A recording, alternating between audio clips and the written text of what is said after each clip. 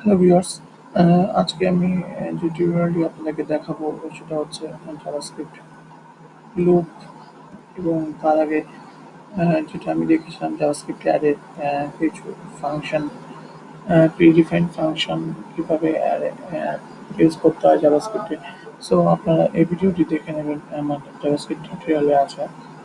এবং আপনারা অবশ্যই আমার চ্যানেলটিতে যাবেন এবং গিয়ে প্লে লিস্টে গিয়ে জাভাস্ক্রিপ্ট টিউটোরিয়াল থেকে সেখান থেকে আমার এই টিউটোরিয়ালটি দেখে নিতে পারবেন এবং কীভাবে ইউজ করেছি আগের টিউটোরিয়ালটি যেটা করেছি।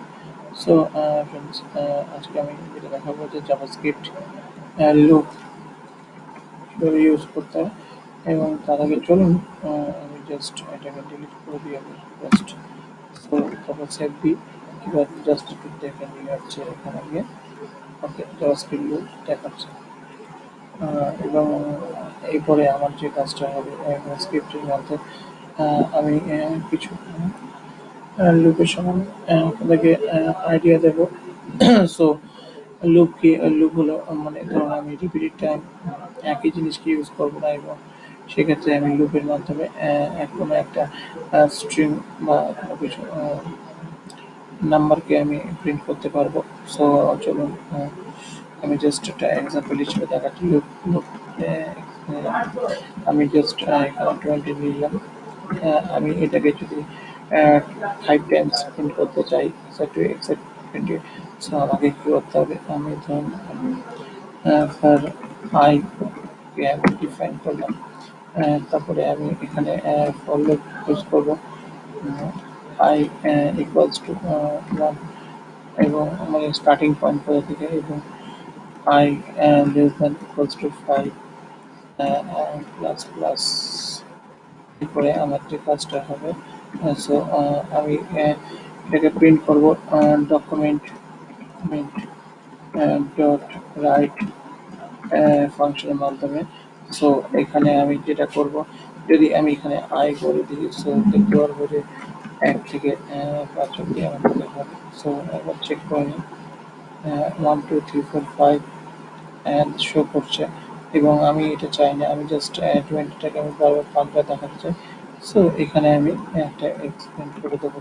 সো এইটা যদি আমি করি 20কে আমার 5বার দেখাবে, অর্থাৎ এখানে দেখতে পাচ্ছি 1 time, 2 Times, 3 Times, 4 Times and 5 Times.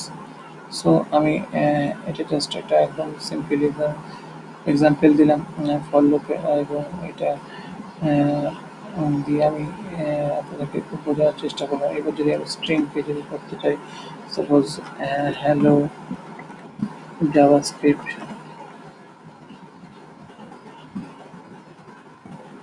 তো সেক্ষেত্রে আমরা এখানে উম, আমাকে হ্যালো জাভাস্ক্রিপ্ট কে আমি ধরুন এটাকে সেভ দিলাম। সো চলুন আবার দেখে নিই কি দেখাচ্ছে। ওকে, হ্যালো জাভাস্ক্রিপ্ট দেখাচ্ছে। স্ট্রিং ভ্যারিয়েবলকে আমরা প্রিন্ট করতে পারি। সো আজকে আমি এই লুপের ব্যাপারটা আপনাকে বললাম, কারণ এবং যে জিনিসটা আপনারা লুপটা বুঝতে পারবেন, এবং লুপের মধ্যে যদি আমি সাপোজ একটা কিছু চেক করতে চাই, সো এখানে আমি ধরুন 20 দিলাম, এবং এখানে যদি আমি if if x modulo 2 equals to 0 যদি হয়, সো ইভেন নাম্বার প্রিন্ট করবে 5 টাইমস। বা হ্যাঁ, ওকে, ইভেন নাম্বারকে আমি ডকুমেন্ট ডট রাইট, যদি এখানে ইভেন প্লাস এক্স প্লাস